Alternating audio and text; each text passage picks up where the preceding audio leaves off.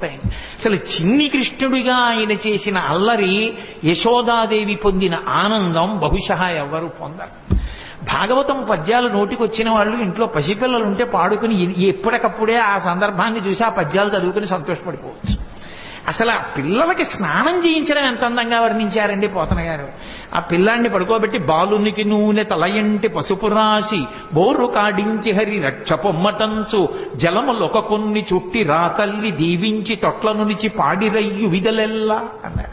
పసిపిల్లలకి స్నానం చేయిస్తే ఎలా చేయిస్తారో అలా వృద్ధ గోపకాంతలు వచ్చి ఆ పిల్లాన్ని ఇలా కాళ్ళు ఇటువైపు పక్కకి తల కిందకి ఉండేటట్టుగా పడుకోబెట్టి తన తొడల మీద కృష్ణ పరమాత్మని పడుకోబెట్టుకుని ఆయన ఒళ్ళంతా నూనె రాసి వెనక్కి తిప్పి బోర్లా పడుకోబెట్టి ఆ వీపుకంతా నూనె రాసి ఆయన్ని ఒళ్ళంతా పసుపు రాసేసి ఇలా పైకి తీసి కూర్చోబెట్టి పిల్లాడి తల నిలబెట్టడం చేతకాక ఇలా ఇలా అంటుంటే తల వెనకాల ఇలా పట్టుకుని ముందు